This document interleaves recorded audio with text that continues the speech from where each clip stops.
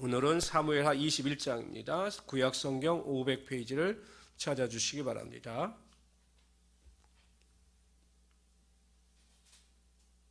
구약성경 500페이지 사무엘하 21장 말씀이 되겠습니다.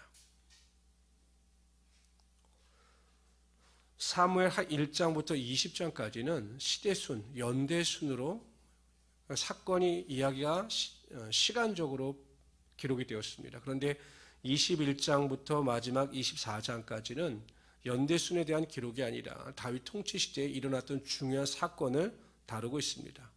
오늘은 그 사건 가운데 기브온 사람들과 관련된 사건을 기록하고 있습니다. 우리 먼저 1절서부터 14절까지 다 같이 읽어보도록 합니다.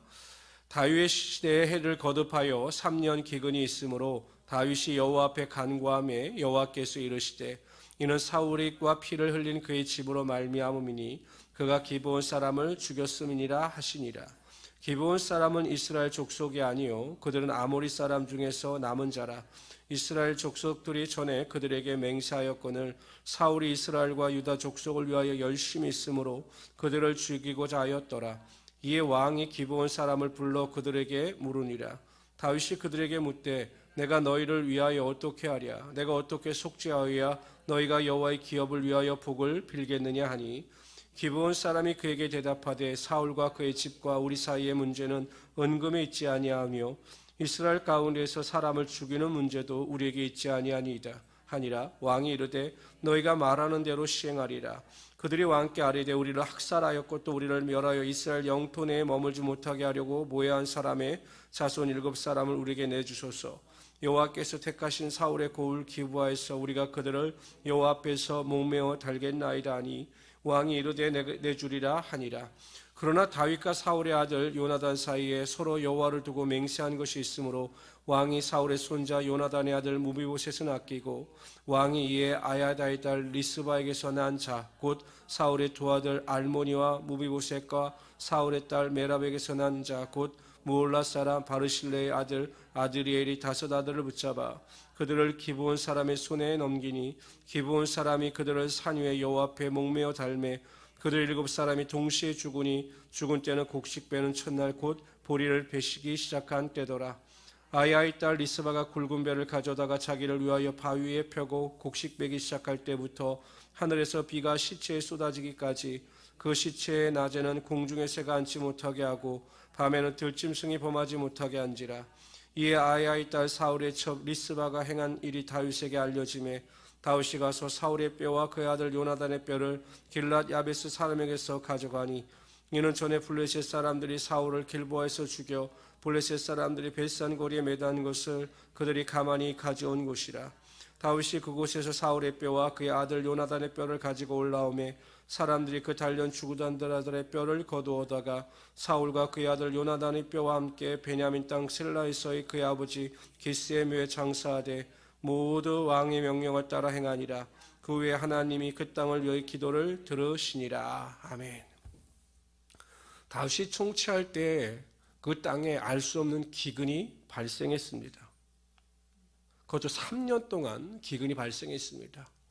이에 다윗은 그 뜻을 알고자 하나님 앞에 무릎을 꿇고 기도합니다. 그리하였더니 하나님께서 그 기근의 원인을 알려주셨습니다. 왜냐하면 사울 왕 때 기브온 사람들이 억울한 죽임을 당했는데 그들의 죽음에 대한 온전한 심판이 없었기 때문이다 라고 알려주셨습니다. 우리가 무슨 일을 당하든지 간에 그 일의 원인과 그 일의 과정을 올바로 깨닫기 위해서는 항상 하나님 앞에 먼저 무릎 꿇고 기도해야 합니다. 다윗은 기근이 임하였을 때 자신의 힘으로 그 기근을 극복하려고 노력하는 것이 아니라 하나님께 대하여 그 기근의 원인이 무엇인지를 물었을 때 하나님께서 그 기도 가운데 응답하여 주신 겁니다. 우리가 어려움을 당할 때마다 문제를 만날 때마다 환난을 당할 때마다 기도하면 하나님께서 반드시 그 길을 보여주시고 그 해결책도 우리에게 알려주시는 것입니다. 이에 다윗이 기브온 사람들이 억울하게 죽음을 당했음에도 불구하고 사울의 집안이 그 죄가를 치우지 않은 것을 알게 되었고 기브온 사람들에게 묻습니다. 우리가 잘 알다시피 기브온 사람들은 7급 가정 가운데 아모리 족속이었지만 하나님께서 이스라엘 민족을 다스리신다는 사실을 알고 자신들의 신분을 속여 여호수아와 화친을 맺습니다. 여호수아의 실수였죠. 그러나 한 번 약속한 일이기 때문에 하나님께서는 그 약속을 반드시 지켜야 한다라고 말씀하시면서 그들의 생명을 보존시켜 주셨던 겁니다.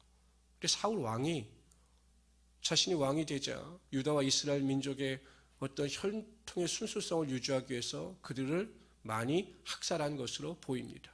그리고 오늘 성경 본문에 보면 사울 왕이 이러한 일을 일으킨 원인에 대해서 설명을 합니다. 2절에 보십시오. 사울이 이스라엘과 유다 족속을 위하여 열심히 있었다는 겁니다. 열심. 그러니까 순수의 혈통을 지키기 위한 열심과 열정이 있었다는 겁니다. 그러나 이러한 열정과 열심은 하나님께로부터 온 것이 아니라 인간적인 열심과 열정이었습니다. 우리가 가지는 인간적인 열심과 열정은 아무 소용이 없습니다.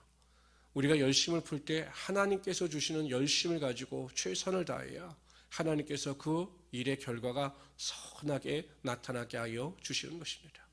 우리가 여러분 이렇게 새벽마다 아침마다 또한 시간이 되시는 분은 온라인으로 또 기도하는 이유가 무엇입니까? 우리의 열심과 열정으로가 아니라 하나님이 주시는 열심과 열정을 가지고 우리가 살아가기 위해서 믿음을 가지고 기도하는 것 아니겠습니까?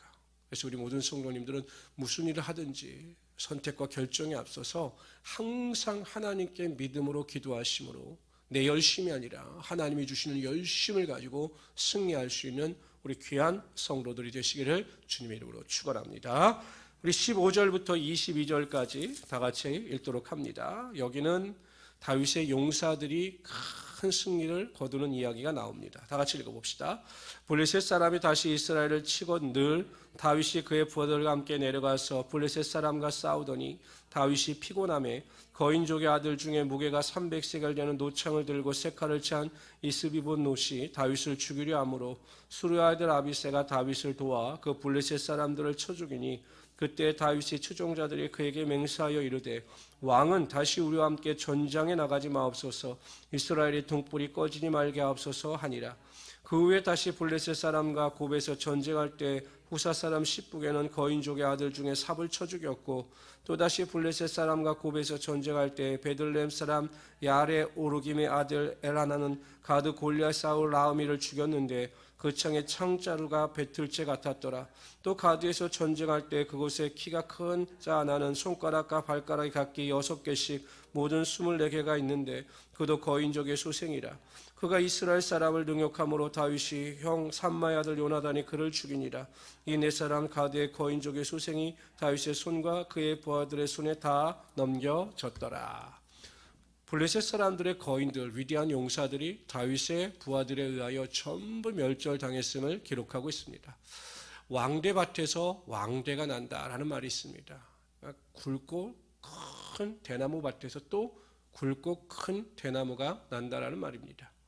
이 의미는 위대한 사람 밑에서 위대한 부하들이 태어난다. 위대한 조상 밑에서 위대한 자손들이 태어난다. 이렇게 의미를 볼 수가 있는 것입니다. 다윗이 뛰어난 용사였기 때문에 그의 밑에 있는 용사들도 다 뛰어났고 담대한 자들이었습니다. 그러나 결국 이 모든 전쟁의 승리는 하나님께서 주신 것입니다. 하나님께서 다윗의 믿음을 보시고 다윗과 함께하여 주심으로 그의 용사들도 위대한 용사로 만들어 주셨던 것입니다. 성도 여러분, 한 사람 한 사람이 하나님 앞에서 믿음의 거룩하고 위대한 자가 되면 하나님께서 그 믿음이 여러분을 통해서 흘러넘치게 하실 뿐만 아니라 여러분들을 통해서 자녀들과 여러분의 가족들에게도 그러한 하나님의 능력이 반드시 나타나게 하여 주시는 것입니다. 항상 제가 강조하고 말씀드리지만 나 한 사람이 하나님 앞에 바로 서서 하나님의 믿음 안에서 살아가게 되면 나를 통해서 하나님의 은혜가 흘러넘치고 나를 통해서 하나님의 능력이 가정과 자녀들에게 반드시 나타나게 하여 주시는 것입니다. 뿐만 아니라 성도들도 마찬가지입니다. 성도 한 사람이 정말 믿음 안에서 바로 서게 되면 그분을 통해서 그 능력과 은혜가 다른 성도들에게도 반드시 흘러넘치게 되어 있습니다. 그래서 우리 모든 성도님들은 다른 사람을 바라보고 다른 사람을 판단하고 정죄할 것이 아니라 나 한 사람이 하나님 앞에 바로 서서 하나님의 영광을 드러내겠다라고 하는 결단을 통해서 많은 자들에게도 하나님의 영광을 나타내시는 귀한 성도들이 되시기를 주님의 이름으로 축원합니다.